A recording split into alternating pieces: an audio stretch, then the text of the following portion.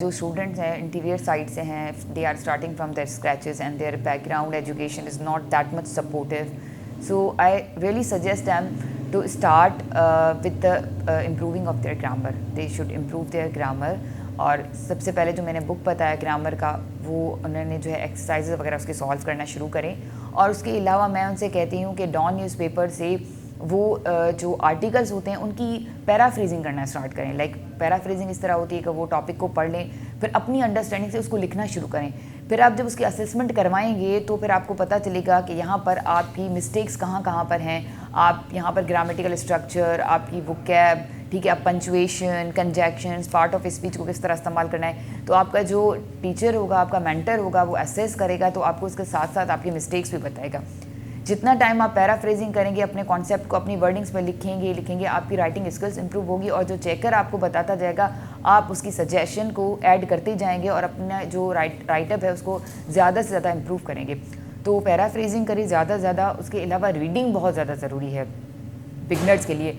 देखें, if you are starting from the scratches and if you are not understanding anything, keep on reading. ठीक है, अगर आपको कुछ नहीं भी समझ में आ रहा तो अभी अपनी रीडिंग की सिर्फ हैबिट डेवलप करें. मसला ये है कि हमारे यहाँ पे स्टूडेंट्स जो है वो रीडिंग करने की उनको आदत नहीं है, क्योंकि उनको जो है वो हर चीज़ जो है वो क्रैमिंग की तरह जो है पोस्ट ग्रेजुएट तक मिली है और वो उसी तक रिलाई करते हैं. बस ये टॉपिक मिल गया, इसको इस तरह पढ़ना है, बस उस टॉपिक को इंटरनेट पर बने बनाए नोट्स पढ़ने. तो ना बुक की स्टडी करते हैं और ना उसके अलावा कोई अलग सा कोई आर्टिकल वगैरह पढ़ते हैं, तो उनकी रीडिंग अच्छी नहीं होती. रीडिंग जितनी अच्छी होगी आपकी राइटिंग स्किल्स भी उतनी अच्छे होंगे, क्योंकि जितना वो राइटअप आप पढ़ेंगे, जितनी आप रीडिंग करेंगे, तो आपको डिफरेंट पार्ट ऑफ स्पीच का पता चलेगा कि वो किस तरह इस्तेमाल हो रहे हैं, पंचुएशन का पता चलेगा.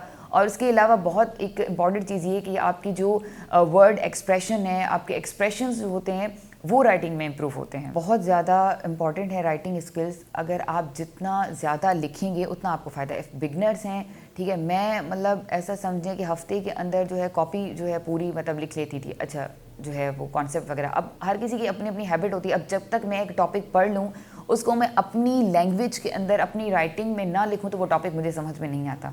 तो मेरी कोशिश होती है कि जो टॉपिक मैं पढ़ लूँ उसको मैं अपनी अंडरस्टैंड, अब मैंने क्या समझा इस टॉपिक में से, मुझे क्या समझ में आया, तो I just keep on writing that. अब उससे ये होगा कि जो चीज़ मैं लिख रही होती हूँ वो अपने माइंड से क्रिएट भी कर रही होती हूँ कि और मैं एसोशिएट भी कर रही होती हूँ.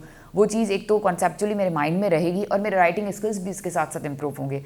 तो मैं ये कहूँगी कि आप डेली बेसिस पर जो टॉपिक पढ़ रहे हैं, भले आप अगर 1 या 4 पेजेस पढ़ रहे हैं, उस पर आप 1 पेज लिखें कि इस 4 पेजेस में से आपको क्या समझ में आया है.